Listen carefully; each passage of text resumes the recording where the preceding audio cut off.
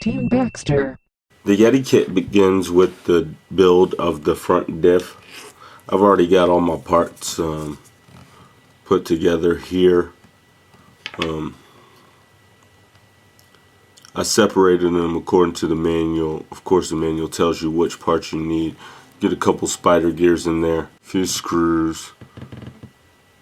Axial recommends their own grease, but I use my own grease on most of my kits.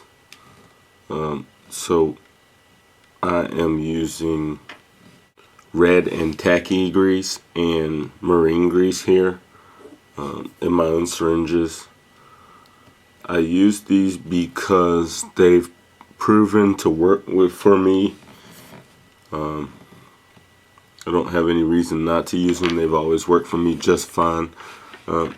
Here I have my bearings that they've been soaking in silicone oil for a good little while now.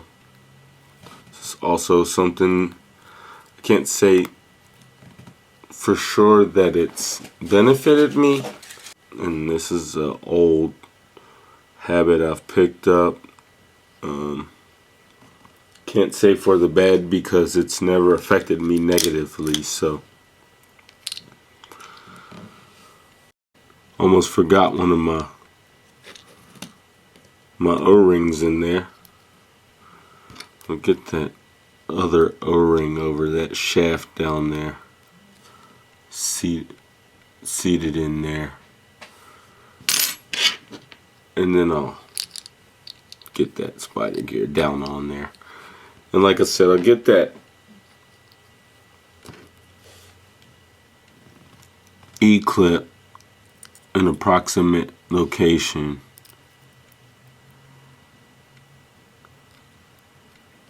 Kind of where it needs to go, almost.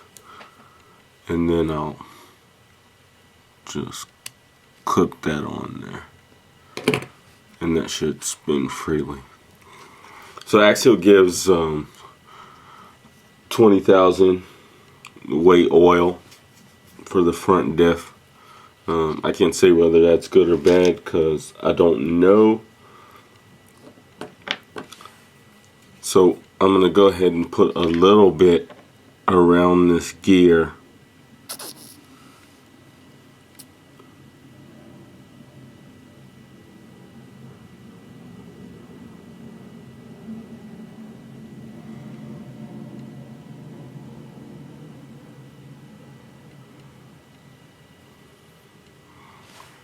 And kind of let that fall down and settle in before I add the up. Oh, so I just lost the top of the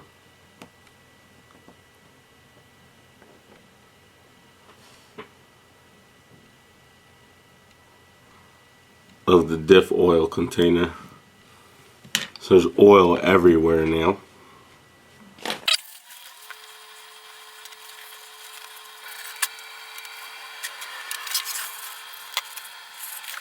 Well, that sucked, but it wasn't too bad of a cleanup.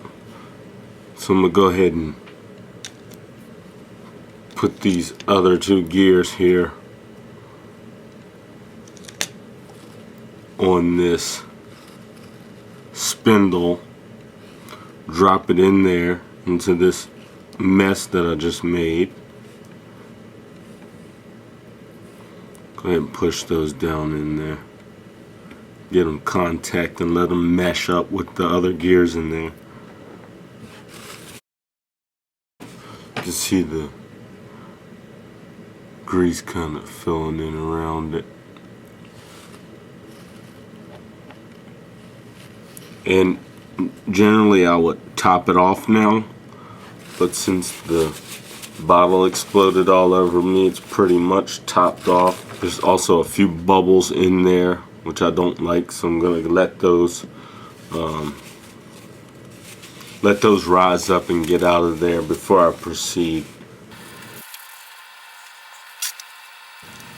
So I figure enough air has come out of there, so I'm going to go ahead and add just a little bit more oil to kind of bring it up above level. I'm not sure if Axial recommends this or whatever. This is just based on my own build practices. It's something I've always done. I feel like the oil's a little light anyway, so I want to make sure that it's filled. Throwing this paper gasket onto this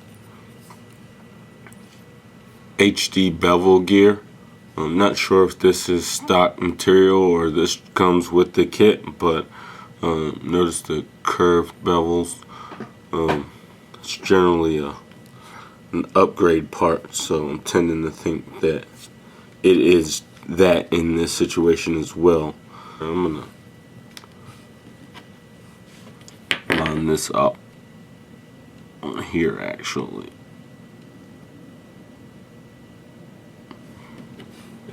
I'm gonna prep the bevel gear for installation. So to assemble the bevel gear, put an O-ring one side, O-ring on the other, which is also the output shaft. I'm gonna slip a bearing over the opposite end of the bevel gear, and then go ahead and slide my output shaft on. Spider gear next.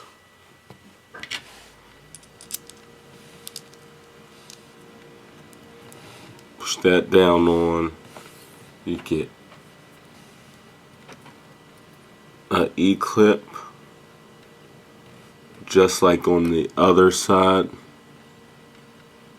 That position in place.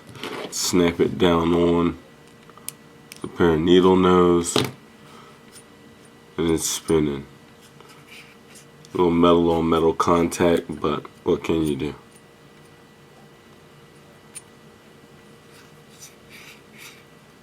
Now I'm going to join these two halves together, line up the holes. After you get the two halves together, you need to insert the 4 screws, and then you built your front differential.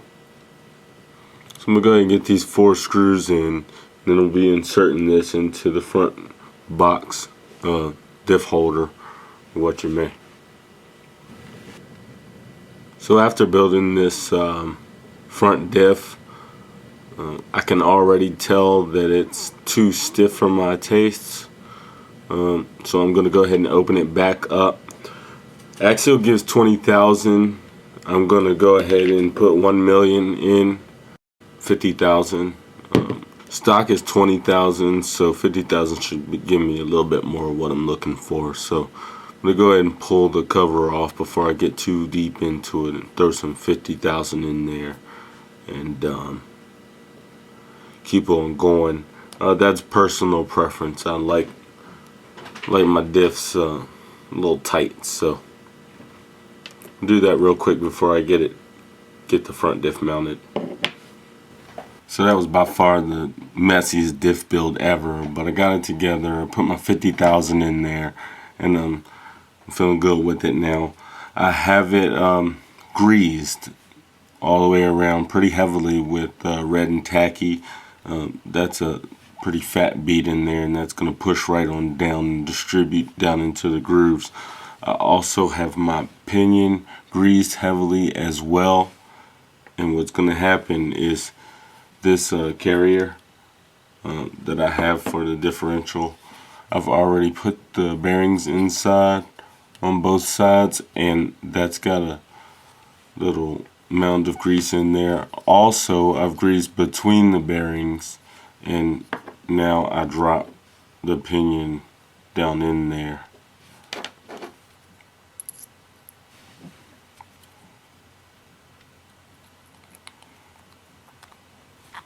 So of course when the pinion seats, it's going to push that grease right up and around, kind of give me a little bit more coverage. And now I'm going to drop the diff right down on top of that and seated in these grooves here. I don't want to spin it right now. I don't want the grease to push out yet. I'm going to go ahead and get the cover attached to here and then go ahead and start mounting the shock mounts and the body posts. Here the front diff is installed in the carrier. I've also gone ahead and installed the shock tower and the body mounts. So that is the front diff complete. You can see a little bit of grease underneath. So I set that aside, and I also went ahead and built the rear diff. It's just got a simple metal diff locker in there and the same bevel gears that I saw on the front. This gets installed in the rear axle, which I'll move on to next, building the rear axle and the front axles.